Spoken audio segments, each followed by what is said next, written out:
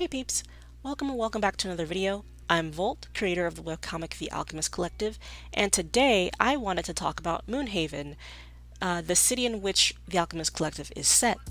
And I wanted to officially finally make a map of Moonhaven. I don't know why I put it off for so long, but I wanted to make it because it's the heart of the story, and the main character Damokos is home, and home for a lot of the other central characters, and it's a hotbed for the strange and the curious. I really wanted to emphasize how strange Moonhaven can be, and probably haunted, a little bit cursed.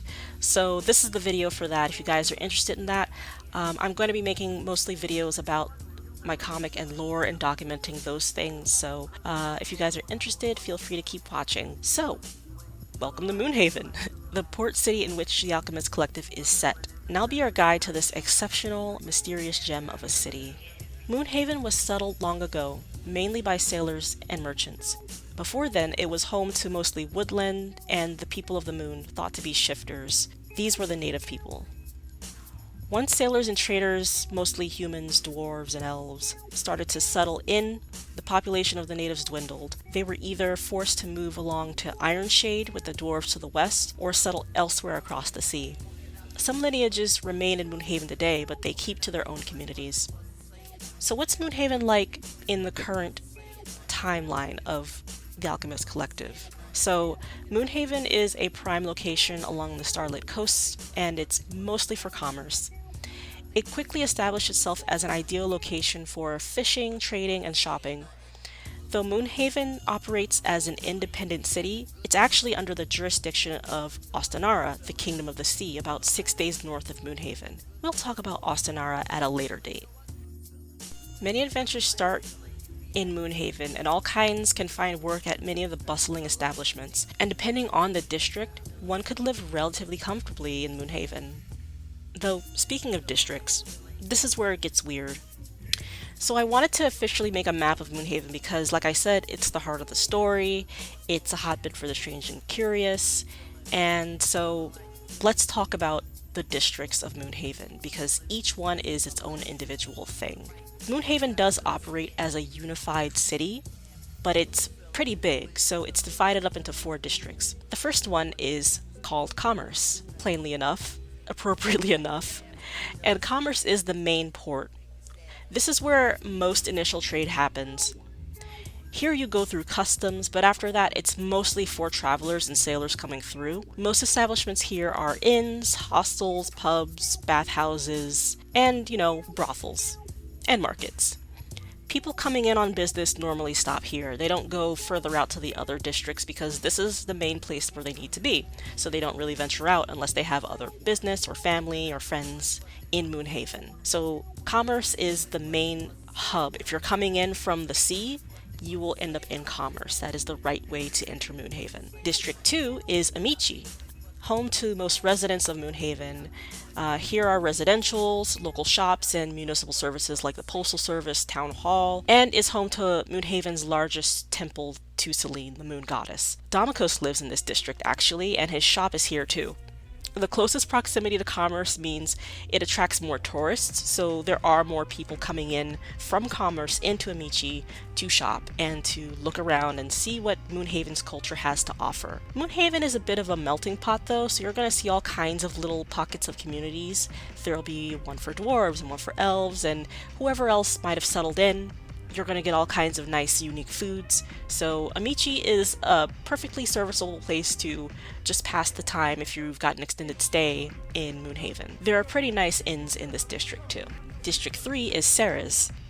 Ceres is considered the upper crust, upper Moonhaven. It's also mostly a residential area, but more so for the affluent and the nobles. Here there's many manors, and it's home to Ceres Falls, which is a popular location in Moonhaven to be wed, or proposed to. The west gate leads to the outer city with a path that trails into Ironshade, which is a 4-day journey on land. There's museums, and Moonhaven's largest library is situated here. Ceres is kind of strange. It's not somewhere many people want to go. It's a little bit expensive there. Very fancy restaurants, very fancy inns. If you're going to stay there, if you're going to stay in Moonhaven and you don't want the bustling culture of Amici and its tourist traps and markets, and you don't want to stay in commerce with the sailors and the gruff, rustic inn feel, you go to Serra's, which is the upper crust stay that you can just be at, like, and you don't have to see a poor when you're there, sort of. The last district is Sayreville, District 4. Sayreville is the southmost district and the only one connected to landmass. Not much is out here except for some farmland and stables. There's also the largest cemetery here, which is the final resting place of a lot of sailors from Moonhaven. A lot of adventurers from Moonhaven are buried here. And, retired sailors and fishermen. And so this is also the district with the lesser used port because it's the further end of Moonhaven and it's not easy to get to. There are a few local ships that come in from other districts that port in Sayreville, but this isn't a place for big ships to come in and do big trade. This is my favorite district. It's a little cursed. No, haunted, yes. Cursed, maybe. It's debatable. High Point is the highest point in Moonhaven. The sharp rocky cliffs are called Sailor's Death Wish. Not a lot of people want to sail through these rocky cliffs, and it's very dangerous. So especially during the surf and the high tide, you don't want to be sailing through here. That's kind of a death wish. So, and off its coast, but just under its jurisdiction, is the mysterious floating forest. This floating forest, it kind of looms ominously over Moonhaven as a whole, but it's District 4's problem, so District 4 has to deal with it, and they don't have a whole lot of resources to handle whatever it is going on there. Luckily, it's offshore, so it kind of is a self-contained mystery. It looms over Moonhaven and has done so for the past 200 years.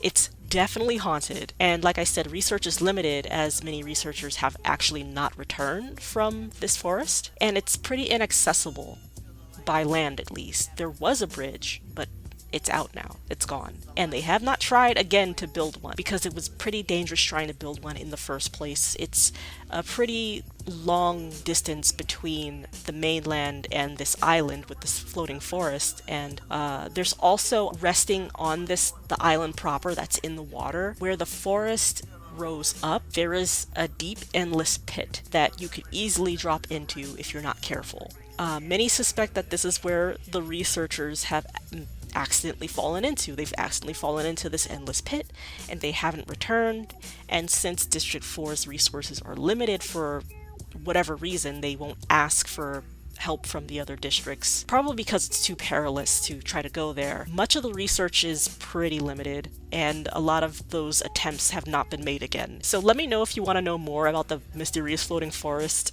across from Moonhaven, because I actually want to explore that forest more and what is in it, although I don't think many researchers have actually managed to make it to the forest proper. I think there's something going on that island that we don't know about. And by the way, most of the stuff that we do know about the forest is classified. So are you guys ready for District 5? District 5 is False Moon. Well, it's Moonhaven's underground trade network or black market. It's an unofficial 5th district, although it's under Commerce's jurisdiction. So many people don't call it the 5th district, they just call it False Moon or False Moon City.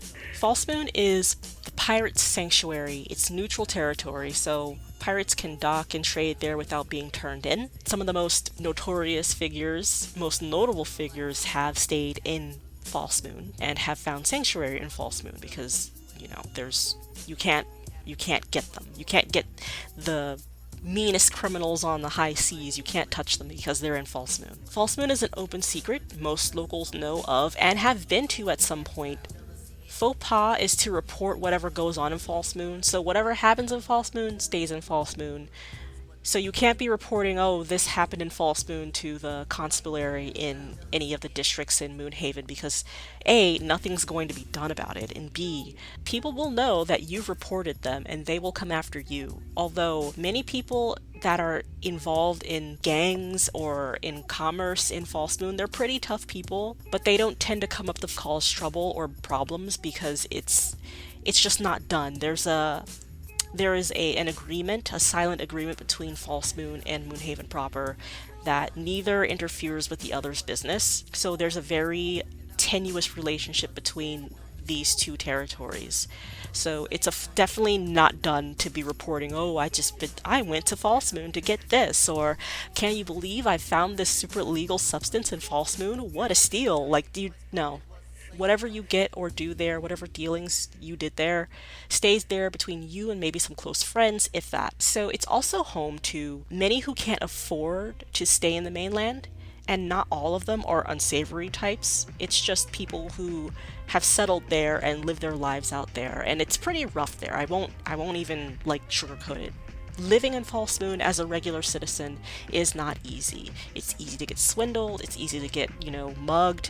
It's rough over there. There are safer pockets, but you can never be too safe in False Moon. False Moon is about 2 hours out from the mainland. You have to go by boat. There is a secret catacombs of, you know what? I'm not even going to tell you how to get there. There is a way to get there, and you can read the comic to learn more about how to get to False Moon from Moonhaven.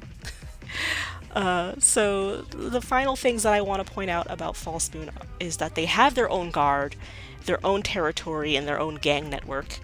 So this is why you wouldn't go around telling people about False Moon and what's going on there. You have to go there with a purpose, and you have to go there looking like you know what you're doing and where you're going, or else you will be a target. Don't go there looking scared. The Kingdom of Ostanara finds False Moon beneficial to trade, and so the kingdom turns a blind eye to their dealings. Whatever is going on there, Ostanara is like, you know what, as long as we're getting our cut and we're getting our beneficial part of the trade, we will not mess with False Moon either, because it belongs to some of the most cutthroat figures on the seas, and some of those figures stay in False Moon for an extended period, and they look to False Moon for safe harbor. So Ostanara is not interested in starting a war with False Moon or Moonhaven, even though, like, they are a big kingdom. They're not interested in wars. So even though they do have like this pretty formidable navy, they don't really fight all that much. But anyway, that's another video. Ostanara is another video if you guys are interested. So that is what I have to say about Moonhaven and all of its main points of the main districts and little goings on in this video. So let me know what you guys think,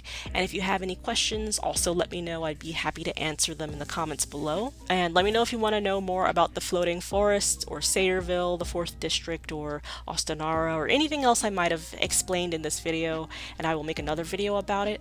I just wanted to actually start making videos about my comic, and so I thought I'd start with Moonhaven. So yeah, I really enjoyed making this video. It was a lot of fun for me. If you guys want to see more earlier, check out my Patreon below. I'm going to be making more lore stuff like this. And if you guys want to know more about notable figures or the characters in the Alchemist Collective in general, let me know and I'll make a video about it.